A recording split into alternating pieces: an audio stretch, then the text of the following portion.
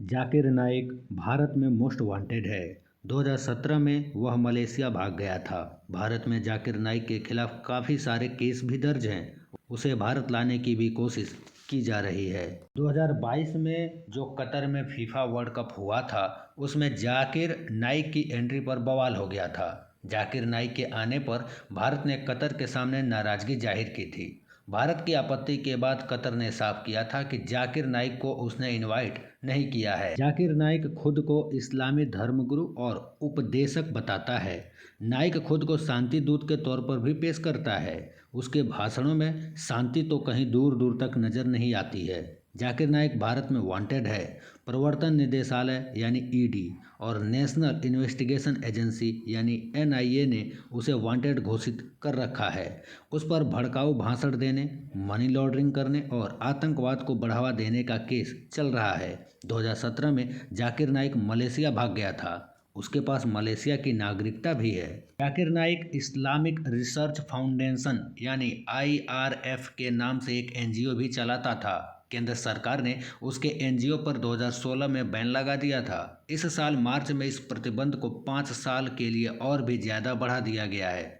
जाकिर नाइक इस फाउंडेशन के जरिए फंडिंग लेता था और इसका इस्तेमाल कट्टरपंथ को बढ़ाने में करता था। जाकिर नाइक के वीडियो देखकर मुस्लिम लड़के काफ़ी ज़्यादा प्रभावित होते हैं और उनमें से कुछ आतंकी संगठनों से भी जुड़ जाते हैं। कुल मिलाकर जाकिर नाइक पर कट्टरपंथ को बढ़ावा देने का भी आरोप है। जाकिर नाइक ने 1990 में इस्लामिक रिसर्च फाउंडेशन की शुरुआत की थी। नाइक इसे बताता तो एनजीओ था, लेकिन इसके जरिए फंडिंग जबरदस्त तरीके से हासिल करता था। गवर्नमेंट ने इस फाउंडेशन पर प्रतिबंध लगा दिया। बाद में मार्च में इसे प्रतिबंध को 5 साल के लिए और बढ़ा दिया गया। जाकिर नाइक ने एक पीस टीवी भी शुरुआत की थी, जिस पर वो भाषण दिया करता था। इस चैनल का प्रसारण दुबई से होता था। इस पर नाइक ऐसे भाषण देता था जिससे मुस्लिम युवा प्रभावित होते थे और कट्टरपंथ की ओर मुड़ जाते थे। जाकिर नाइक का जन्म 1965 में मुंबई के डोंगरी में हुआ था। उसके पिता और दोनों भाई डॉक्टर थे। नाइक ने भी मेडिकल की पढ़ाई की थी और डॉक्टर बन गया था। 1990 में उसने डॉक्टरी छोड़कर इस्लामिक रिसर्च फाउंडेशन की शुरुआत कर दी थी। सन 2000 तक तो जाकिर नाइक काफ़ी चर्चा में आ गया था। उसके वीडियो पर बहसें होने लगी थी। जाकिर नाइक इस्लाम को बाकी सभी धर्मों से श्रेष्ठ और महान बताता था। उसके समर्थक उसे इस्लाम का जानकार भी कहते थे। उसके बाद उसने पीस टीवी इंग्लिश भी शुरू किया, फिर इसे उर्दू और बांग्ला भाषा में भी लॉन्च किया।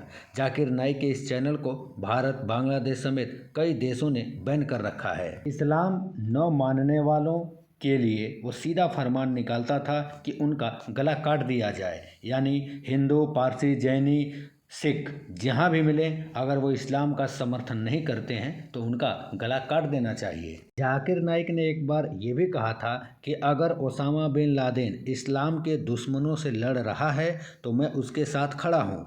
अगर वो सबसे बड़ी आतंकी अमेरिका से लड़ रहा है तो भी मैं उसके साथ खड़ा हूँ।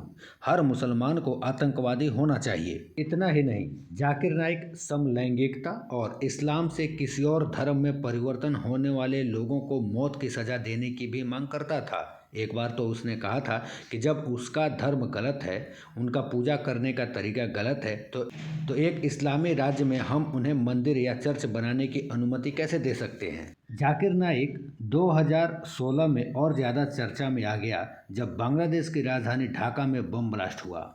हमलावरों में से एक ने बताया था कि वो जाकिर नाइक के वीडियो से काफ़ी ज़्यादा प्रभावित था। ढाका हमले के कुछ महीनों के बाद ही जाकिर नाइक भारत छोड़कर मलेशिया भाग गया था। इसके बाद अप्रैल के महीने में सन 2019 में श्रीलंका में ईस्टर संडे पर हुए बम धमाकों के तार भी जाकिर नाइक से जुड़ते रहे। इन धमाकों में कुल 260 से ज़्यादा लोगों की मौत हो गई थी। इन धमाकों की जिम्मेदारी नेशनल तौहीद जमात ने ली थी। इस संगठन के मुखिया जहरान हाशिम ने जाकिर नाइक की काफ़ी ज़्यादा तारीफ की थी और श्रीलंकाई मुसलमानों से पूछा था कि वो उसके लिए क्या कर सकते हैं।